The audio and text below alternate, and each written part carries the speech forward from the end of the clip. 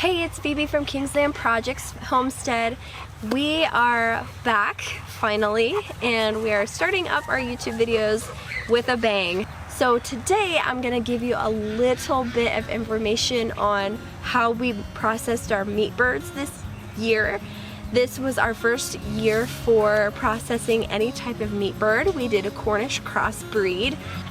In this video, I'm gonna go through the entire process, how we eviscerated, how we killed the chickens, how our chickens were even raised a little bit, and I will also go through a little bit of chicken anatomy for viewers who would like to be educated on how to butcher their own meat birds.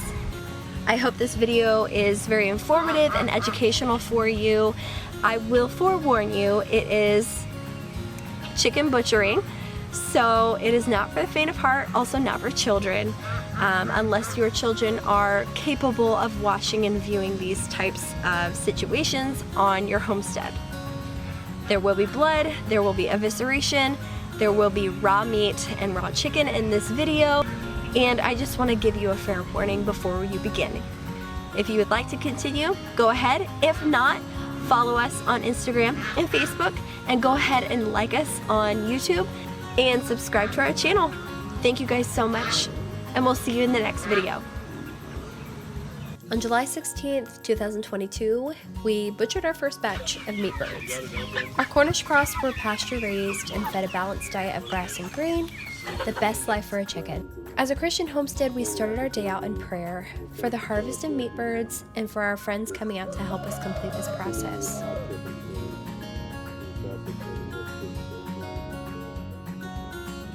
And here are our workstations.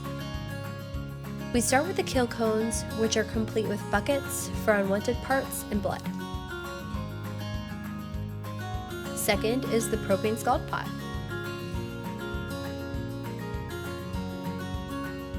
This was our saving grace, the chicken plucker. Get one if you can, it makes life so much easier. And last, we have our butchering station with cutting boards, knives, cleaners, soap, knife sharpeners, and trash bags. After taking everyone through the workstations, we begin with our first meat bird. Starting in the kill cone, gently pull the bird through so the head is sticking out of the bottom of the cone. Make sure you have a sharp knife and place your knife on the skin of the bird's neck. From here, you'll slice firmly to cut the jugular. We prefer to just take off the entire head since we won't be using that part. Let your bird bleed out for a couple minutes and stop moving, and head to the scald. Dip the bird in the scalder at 150 to 170 degrees Fahrenheit for 10 to 20 seconds. The pores will be open now so the plucker can do its magic. Leave the bird in the plucker for 30 seconds or until completely defeathered. Don't leave it in too long or the skin, wings, and hips will become mangled.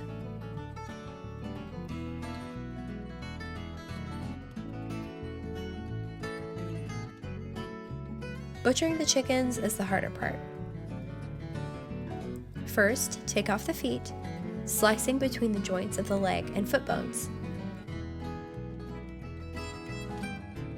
Then gently slice open the soft abdominal cavity of the bird. This will reveal the internal organs. Then comes the gross part. Using your hands, firmly grip the bird and scoop out the internal organs.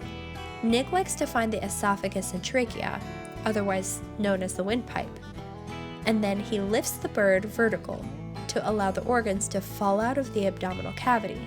After evisceration, or taking out the internal organs, Nick is seen here cutting out the anal cavity and tail of the bird. Once the tail is removed, the blood organs are separated and kept for future use, and others go into the bucket for our spoiled pigs. You can keep the gizzard, we just don't like that part. I kept the blood organs for nutritional purposes, which I'll explain in another video.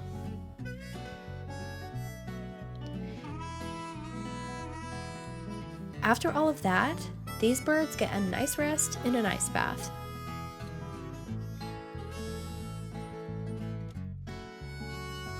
Let me slow down a bit. and show you a bit of chicken anatomy. After cutting open the abdominal cavity, you might see some yellowish looking skin. That's fat cushioning the organs.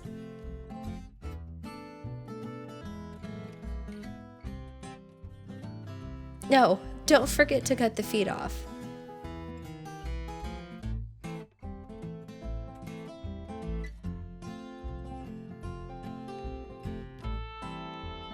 From there, take your hand along the ribs of the bird and detach the fascia, holding the organs inside. Then find the esophagus and windpipe and pull firmly but gently. If done correctly, you can pull out the entire airway and digestive tract, as seen here. Here you can see the trachea and the esophagus, a perfect set of lungs,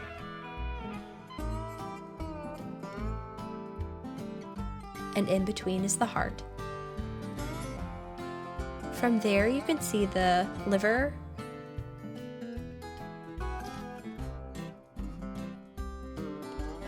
kidneys,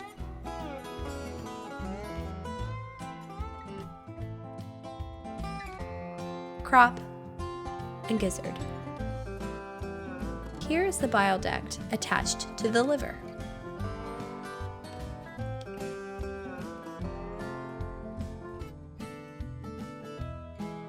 And here are other digestive organs, like the small intestine,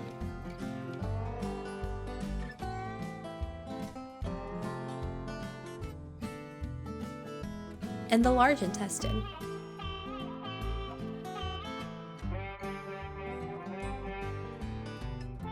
Once the organs are removed, you must remove the anal glands. To do this, find the soft trail between the vent and pelvic bones, which runs on both sides of the vent. I cut backwards for all of you to see, so don't cut backwards at home. Take your knife and slip it into the soft spot and slice firmly on both sides. Use the cloaca, or the little white air bubble seen here, as a guide on both sides. Don't hit it, or you'll be in for a rude surprise.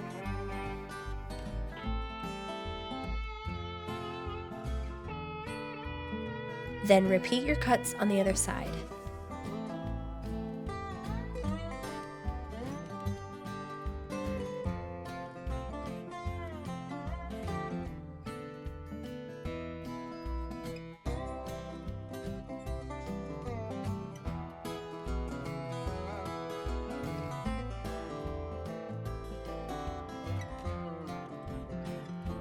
Then find the bones above the cloaca, on top of the chicken's tail.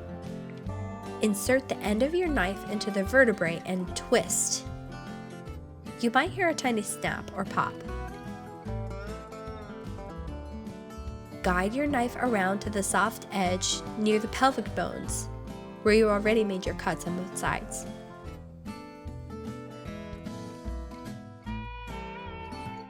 Then you're done.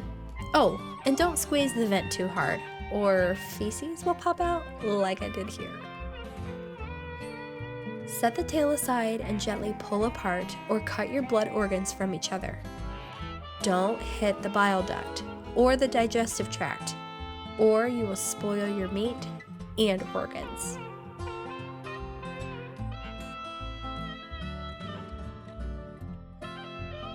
There you have it, a perfect set of blood organs. You can do this same thing with the gizzard. You'll just have to use a knife. If you so desire, clean up your bird for any small feathers and check for any organ parts, then set it to rest in an ice bath. This chicken processing day could not have gone any better without our friends and family. They came out to lend us a hand.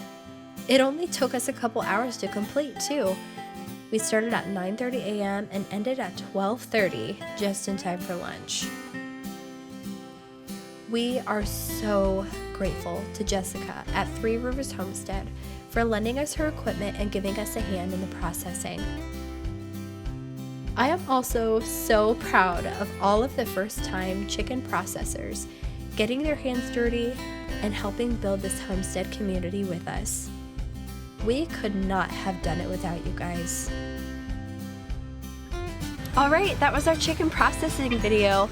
I hope you guys enjoyed it considering the circumstances. And also I hope you guys have learned something and it's a little more informative and educational for you. We're hoping to bust out some more videos like this, but next week I'm really hoping to do a life update for you guys on our little homestead that we have here in tiny Northwest Ohio.